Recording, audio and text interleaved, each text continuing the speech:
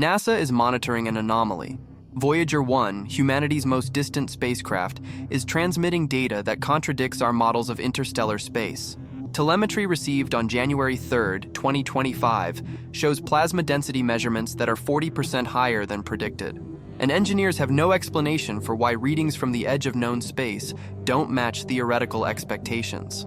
Right now, Voyager 1 is 24.3 billion kilometers from Earth, traveling at 17 kilometers per second through the interstellar medium. And the spacecraft that left our planet 47 years ago is detecting conditions in deep space that challenge everything we thought we understood about the galaxy beyond our solar system. The plasma wave subsystem is measuring electron density of 0.055 electrons per cubic centimeter. Models of the local interstellar medium predicted values between 0.035 and 0.040. That's a discrepancy of 38 to 57%, far outside measurement uncertainty ranges.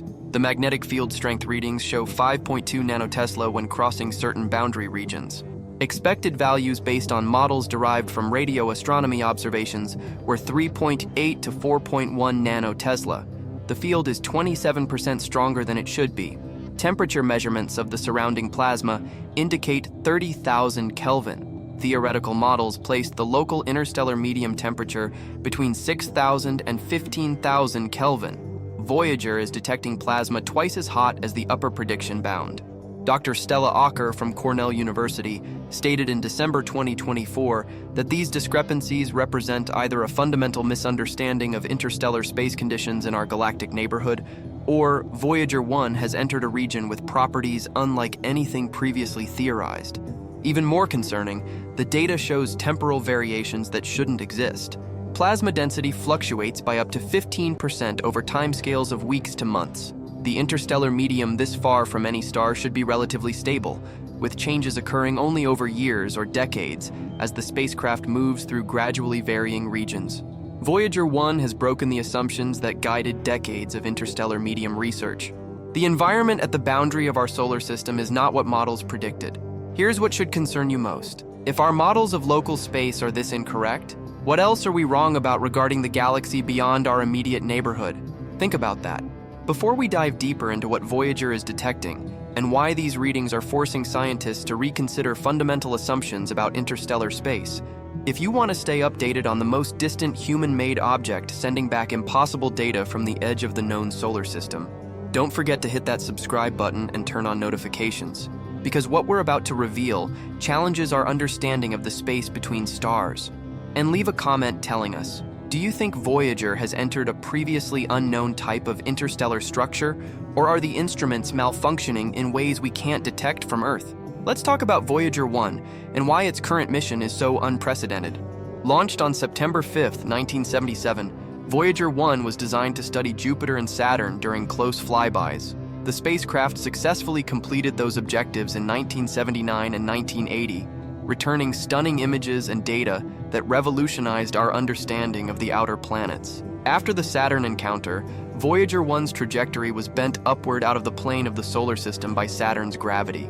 This slingshot maneuver sent the spacecraft on a path that would eventually take it beyond the influence of the Sun and into interstellar space. For decades, Voyager 1 coasted through the outer solar system, gradually moving away from the Sun while its instruments continued operating on dwindling power from radioisotope thermoelectric generators. These generators convert heat from decaying plutonium into electricity, providing roughly 420 watts of power at launch. By 2025, power output has declined to approximately 220 watts, just barely enough to keep critical systems functioning. The spacecraft crossed the termination shock in December 2004, the boundary where the solar wind, the stream of charged particles flowing outward from the Sun, abruptly slows as it collides with the interstellar medium. Plasma wave instruments detected the characteristic signature of this collision: sudden increases in plasma density and temperature as the supersonic solar wind became subsonic. Voyager then spent nearly 9 years traversing the heliosheath, the region between the termination shock and the heliopause where solar wind plasma is compressed and heated.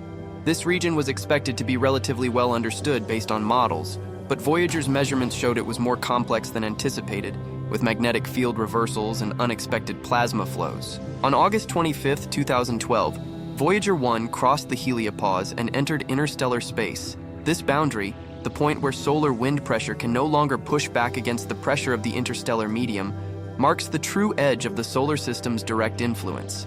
The heliopause crossing was identified through multiple signatures: sudden drop in solar wind particle counts, increase in galactic cosmic ray flux, and most definitively, detection of plasma oscillations at frequencies consistent with interstellar medium density rather than solar wind density.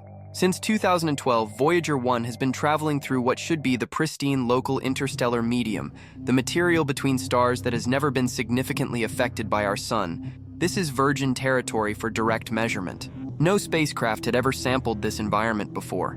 Initial measurements after the heliopause crossing seemed reasonable.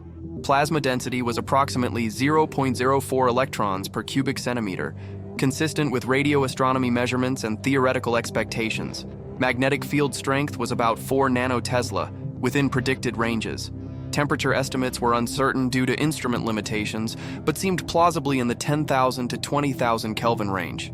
But here's where it gets strange. Starting in late 2020, the plasma density measurements began showing an upward trend. By mid-2021, readings had increased to 0.045 electrons per cubic centimeter.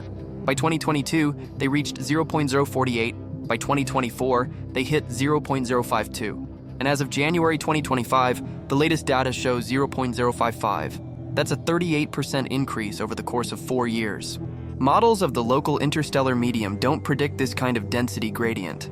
Voyager is traveling at 3.6 astronomical units per year, covering about 540 million kilometers annually. Over 4 years, that's roughly 2.2 billion kilometers of travel. For the plasma density to increase 38% over that distance requires a density gradient of approximately 0.0003 electrons per cubic centimeter per billion kilometers. That's steep. Theoretical models of the interstellar medium in our galactic neighborhood predict gradients at least an order of magnitude smaller. Dr. Jamie Rankin from Princeton University noted in a November 2024 analysis that the observed density increase either indicates Voyager is approaching some kind of interstellar structure, like the edge of a partially ionized cloud, or the background interstellar medium has systematic variations that current models don't capture. The magnetic field data adds another layer of mystery. The field strength showed relatively stable readings around 4 nanotesla from 2012 through 2019. Then, starting in 2020, the same time the density began increasing, the field strength also started rising. By 2022, field strength had reached 4.6 nanotesla. By 2024, it hit 5.0 nanotesla. The January 2025 data shows 5.2 nanotesla, a 30% increase from the 2012 baseline. Magnetic field and plasma density are related through magnetohydrodynamic principles. In general, regions with higher plasma density often have stronger magnetic fields because the field is embedded in the plasma and can be compressed along with it. So seeing both quantities increase together makes physical sense, but the magnitude of the changes is problematic. The magnetic field strength is increasing faster than would be expected from simple compression of a uniform field as Voyager moves into denser plasma. This suggests either the field itself is intrinsically stronger in the region Voyager is entering, or there are additional effects like magnetic field amplification through plasma instabilities. Temperature measurements add yet more confusion. The plasma wave instrument can estimate temperature through analysis of plasma oscillation frequencies and damping rates. These measurements are indirect and have significant uncertainty, but they provide the only temperature information available. Early estimates from 2013 to 2018 suggested temperatures around 15,000 Kelvin, somewhat higher than the lower predictions, but within the range of theoretical possibilities. Starting in 2019, temperature estimates began increasing. By 2021, they reached 22,000 Kelvin. By 2023, they hit 27,000 Kelvin.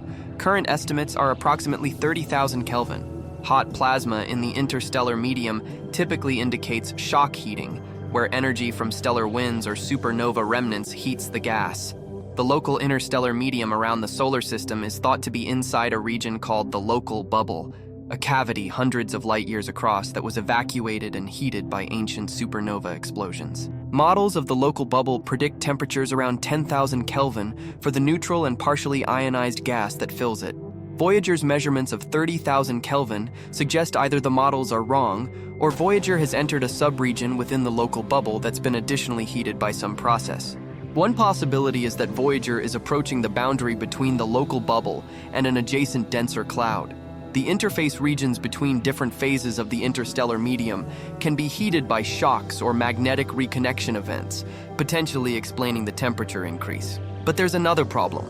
The temperature, density, and magnetic field increases are all happening simultaneously and appear correlated.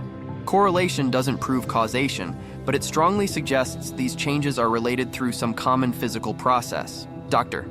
Edward Stone, Voyager project scientist emeritus from Caltech, mentioned in a December 2024 interview that the correlated changes in multiple parameters indicate Voyager is detecting real variations in the interstellar medium structure, not instrumental artifacts or calibration drifts. And then something that shouldn't be possible happened. In September 2024, the plasma density showed a sudden drop of 18% over just 3 weeks. The reading went from 0.053 to 0.043 electrons per cubic centimeter in less than a month. At Voyager's speed, 3 weeks corresponds to traveling about 35 million kilometers. A density change of 18% over that distance implies crossing some kind of sharp boundary. But what kind of structure in the interstellar medium has boundaries that sharp? Interstellar clouds typically have transition zones spanning hundreds of millions of kilometers, where density gradually changes. Shock fronts can be sharper, with transition zones as narrow as a few million kilometers, but shock fronts are associated with expanding supernova remnants or stellar wind bubbles, and there are no known such structures in Voyager's vicinity based on astronomical observations. The density recovered over the following 2 months, climbing back to 0.052 by November 2024. Whatever structure caused the temporary drop, Voyager apparently passed through it and emerged on the other side. Multiple teams independently analyzed the telemetry data to verify the drop was real and not a data transmission error or instrument glitch. All confirmed the signature is genuine. Voyager 1 encountered some kind of localized low-density region embedded in the higher-density plasma. Dr. Merav Ofer from Boston University, who specializes in modeling the heliosphere and nearby interstellar medium, suggested in an October 2024 paper that the structure could be a magnetic flux rope, a twisted magnetic field configuration that can trap lower-density plasma. Such structures are common in solar wind, but their existence in the local interstellar medium is purely theoretical. But here's where things get complicated. The instrument suite on Voyager 1 is limited. The spacecraft carries no camera, no spectrometer to analyze chemical composition, no dedicated magnetometer designed for precision field measurements. Most instruments were optimized for planetary encounters and merely happen to still function in interstellar space. The plasma wave instrument, which provides most of the current science data, measures electric field oscillations in the surrounding plasma. From these oscillations, scientists can infer plasma density, temperature, and the presence of various wave modes. But the inferences require assumptions about plasma composition and magnetic field geometry. If those assumptions are wrong, the derived quantities could be systematically incorrect.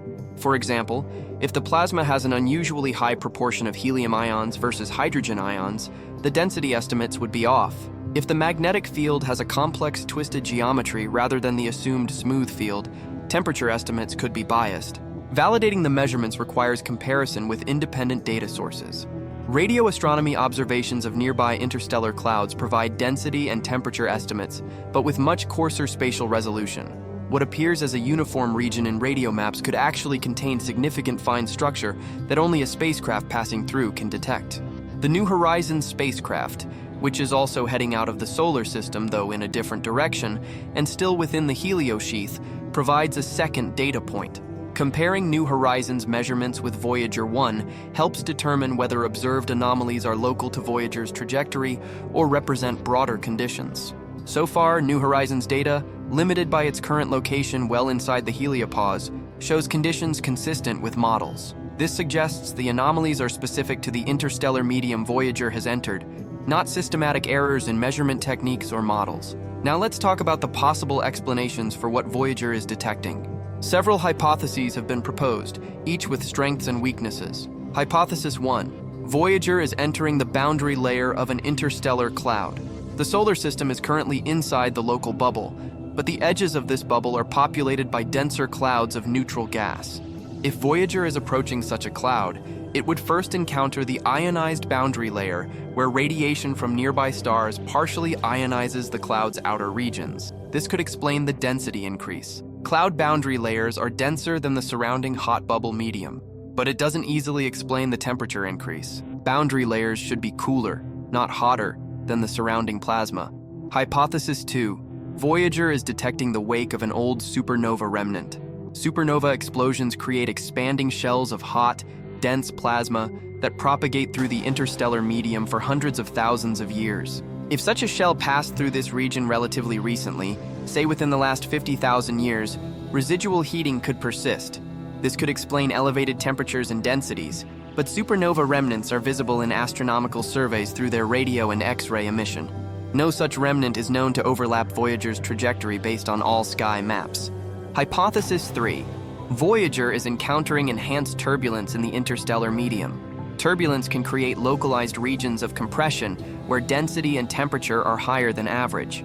If the local interstellar medium is more turbulent than models assume, Voyager could be passing through a turbulent eddy. This is plausible but difficult to test. Turbulence in the interstellar medium operates on scales ranging from billions of kilometers down to thousands of kilometers. Voyager provides only a one-dimensional slice through this three-dimensional turbulent field. Hypothesis 4. The magnetic field configuration is more complex than assumed. If the local field has a twisted or braided structure, it could create regions where plasma is magnetically confined and compressed, leading to higher densities and temperatures in those regions. Magnetic field complexity is common in astrophysical plasmas, but without detailed field measurements from multiple spacecraft, it's impossible to map the three-dimensional field structure and determine if this explanation is correct. Hypothesis 5. Voyager's instruments are degrading in ways that produce false readings. After 47 years in space exposed to cosmic radiation and temperature extremes, component aging is inevitable. Calibrations could drift. Sensors could develop noise or bias. NASA engineering teams have extensively analyzed instrument performance, looking for signs of degradation. So far, diagnostics show instruments are functioning within expected parameters, but subtle degradation that produces systematic errors without obvious failure signatures can't be entirely ruled out. Dr.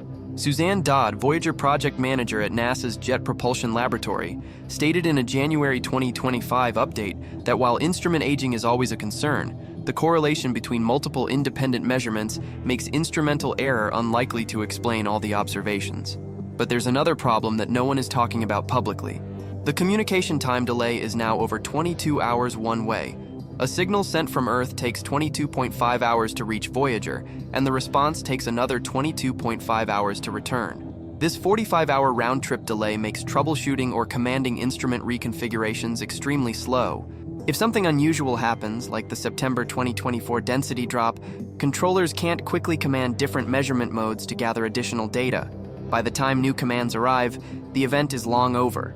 Voyager flies through interstellar structures faster than we can respond. This limitation means we're dependent on autonomous instrument operations and pre-programmed data collection modes that were designed decades ago for a different mission phase. The spacecraft can't adapt to unexpected conditions in real time. Power constraints add another layer of difficulty.